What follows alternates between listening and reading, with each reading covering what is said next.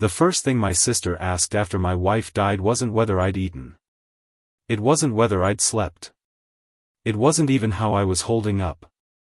She asked if the lake house had officially transferred into my name yet. Just like that. 3 days after Claire's funeral. I remember standing there in the kitchen still wearing the same gray sweatshirt I'd slept in for 2 nights straight, staring at Monica while rain tapped softly against the windows behind her. And honestly, that was the moment something inside me quietly shifted. Not loudly. Not dramatically. Just enough. Because grief does strange things to your instincts. Sometimes you miss obvious warning signs completely. Other times one sentence suddenly makes every weird interaction from the past few months line up all at once. My name's Elias Ward. I'm 54 years old, and until last spring I thought I understood my family pretty well. Turns out I understood my wife much better. Claire and I were married 26 years. She was the kind of person who made ordinary things feel softer somehow. Coffee on the porch. Grocery store runs. Thunderstorms rolling over the lake while she painted terrible little watercolor landscapes she insisted were abstract. They weren't abstract. They were just bad. I used to tell her that too, and she'd laugh without getting offended because Claire never needed to pretend she was perfect at things to enjoy them. That lake house everybody fought over after she died? It was hers before it was ever ours. Claire inherited it from her grandmother in her early 30s. Small cedar place outside Asheville tucked beside quiet water and old pine trees. Nothing flashy. No giant dock. No luxury renovations. Just peace. The kind people accidentally destroy once money enters the room. Cancer changed the rhythm of that house slowly. That's the only way I know how to explain it. Everything became quieter over time. Drawers closed softer. Conversations shortened. Even sunlight through the kitchen window somehow started feeling heavier. By the final year, my entire life revolved around medications, appointments, insurance calls, and pretending not to notice Claire getting weaker every month. Meanwhile, my family suddenly became extremely helpful. That should have been my first warning. Monica started dropping by constantly with groceries nobody requested. My cousin Brent offered to help organize financial paperwork. Even Uncle Raymond, who hadn't called me in almost 4 years, suddenly developed deep emotional concern about estate planning. Funny how grief attracts opportunists like porch lights attract moths. At the time though, honestly, I was too exhausted to notice the pattern clearly. When Claire finally passed, I moved through the next few days like somebody underwater. Everything sounded far away. The funeral barely feels real now. I remember handshakes. Flower arrangements. People telling me Claire was finally at peace, while all I could think was she should still be sitting beside me complaining about hospital coffee tasting like wet cardboard. Then Monica showed up at the house carrying legal folders. 3 days later. 3. I opened the front door half awake and immediately saw those folders tucked under her arm. That alone made my stomach tighten.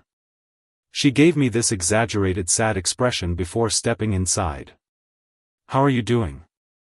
That question always comes right before people ask what they actually want. I shrugged. Still breathing, I guess. Monica sat at the kitchen table carefully placing paperwork beside her purse. "So, Brent thinks it might help if we organize Claire's estate sooner rather than later." There it was. I stared at her for a second. Claire already had a lawyer. Well, obviously, but family should still protect assets. Assets. Interesting word choice. The lake house wasn't an asset to Claire. It was where she burned pancakes every Sunday because she got distracted talking. It was where we drank bourbon on the porch during thunderstorms while her wind chimes rattled overhead. It was memory. But Monica already spoke about it like inventory. I just nodded slowly. Sure. Whatever. Looking back, I think they mistook grief for weakness. Easy mistake. Over the next month things started feeling stranger and stranger. Brent kept pushing paperwork at me to sign quickly. Monica repeatedly asked whether I planned to maintain such a large property alone. Even Uncle Raymond casually mentioned how expensive lakefront taxes must be nowadays. Little comments. Tiny nudges. Nothing direct enough to explode over. But enough that my stomach tightened every time they visited. Then one afternoon I came home from town and found strangers walking through Claire's house with a realtor. Actual strangers. Inside my house. A blonde woman in heels stood near the fireplace talking about open-concept renovation opportunities, while some older couple walked through the porch asking about dock permits. For a second I genuinely thought maybe I'd lost my mind from grief. Monica walked out of the kitchen smiling nervously. "Oh. Good, you're back." I looked around slowly. What exactly is happening here? Brent stepped forward adjusting his jacket. "We're exploring options." Options? The property needs upkeep, Elias. I remember staring at him thinking, this guy really believes he sounds reasonable right now. My voice stayed calm though. "Get these people out of my house." Monica sighed dramatically like I was being difficult. "Elias, don't make this harder than it already is." That sentence almost impressed me. The confidence required to trespass emotionally and legally at the same time is honestly remarkable. The realtor sensed tension immediately and rushed everybody outside awkwardly. After they left, Brent crossed his arms. "The family thinks selling is smartest." The family. Greedy people always hide behind group language. I looked directly at Monica. "Claire's been gone less than a month." Monica folded her arms tighter. "You're emotional right now." "No. I was observant." Big difference. That night I sat alone on the screened porch listening to frogs near the lake while Claire's wind chimes rattled softly overhead. The house still smelled faintly like her lavender candles. Honestly, that almost broke me more than the argument itself. Because grief usually isn't dramatic. It's tiny things. An empty coffee mug. Silence where breathing used to be. Reaching for somebody automatically before remembering there's nobody there. About a week later, everything shifted. Claire's attorney, Marianne Holt, called me unexpectedly.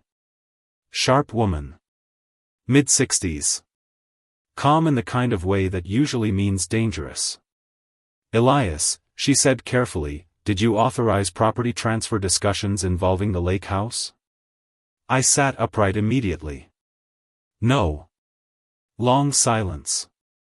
"Well," she sighed quietly, "somebody certainly implied otherwise." That's when I knew this was gonna get ugly. Turns out Brent had contacted regional real estate firms claiming he represented family interests connected to estate liquidation. He'd even provided copied probate documents Monica accessed while supposedly helping organize finances. Not fully illegal yet. But close enough to smell terrible. Then Marianne asked one question that changed everything. "Have you personally reviewed Claire's estate directives?" "No." "You should." Next morning I drove downtown through heavy rain to Marianne's office. She slid a thick folder across her desk toward me without saying much. Inside sat Claire's finalized estate documents. Completely airtight. And buried deep in the paperwork was something nobody in my family knew existed. A conditional property protection clause. 10 years earlier, after watching relatives destroy relationships fighting over her grandmother's estate, Claire added legal protection specifically preventing outside family interference or forced sale attempts involving the lake house. But honestly, that wasn't even the real shock. The real shock sat inside an attached handwritten addendum. Claire documented concerns about specific family members attempting financial manipulation if her health declined seriously. Names included: Monica, Brent, Uncle Raymond. Detailed notes too. Conversations. Incidents. Dates. My chest tightened reading it. Apparently Claire noticed everything long before I did. Marianne adjusted her glasses quietly. She wanted you protected. I sat there staring at Claire's handwriting for a long time, trying not to completely lose it inside a lawyer's office. Then Marianne calmly added, "There's more." Apparently Brent's attempts to represent estate authority created significant legal exposure once paired with documented interference concerns. Especially because preliminary listing discussions with realtors were already traceable. See, greedy people become careless once they think grief makes somebody defenseless. Marianne handled everything quietly after that. No dramatic confrontations yet. Just documentation. Patience. Paper trails. Meanwhile Monica kept calling, pretending concern. You shouldn't isolate yourself out there alone. Translation, leave the property vulnerable. Then came the family dinner. Perfect timing, honestly. Uncle Raymond hosted one of those tense, clear-the-air dinners where everybody pretends politeness still exists while quietly calculating outcomes. Monica smiled too much all evening. Brent acted overly confident. That combination usually means people think they already won. Halfway through dinner Brent finally said it directly. We found serious buyers interested in the lake property. I set my fork down slowly. Interesting. Monica leaned forward. We're trying to help you move forward, Elias. Move forward. Another manipulative phrase people use when they actually mean surrender. Brent cleared his throat. The paperwork can move pretty quickly if everybody cooperates. That's when Marianne walked into the dining room carrying her leather folder. Honestly, Brent's face changing color that fast almost looked medically concerning. Nobody spoke. Marianne calmly placed copies of Claire's estate directives across the table. Then she said quietly, I think everyone here should understand the legal consequences tied to unauthorized estate interference before continuing this discussion. Silence. Heavy silence. Monica grabbed the paperwork first. Her face tightened immediately while reading. Brent tried interrupting. Marianne shut him down without even raising her voice. The property cannot be sold through outside family pressure, and documented attempts to misrepresent estate authority may create serious liability exposure. That landed hard. Uncle Raymond suddenly became deeply interested in his iced tea. Classic survival instinct. Brent kept trying to minimize everything afterward. Nobody meant harm. Marianne interrupted calmly. Intent matters less once documentation exists. That ended it completely. No yelling. No dramatic movie speeches. Honestly, quiet consequences hit harder anyway. The fallout dragged on for months afterward. Legal fees. Civil disputes. Professional reputation damage for Brent once questions about unauthorized representation started circulating locally. Monica stopped calling almost entirely. Funny how fast fake concern disappears once accountability arrives. As for the lake house, I stayed.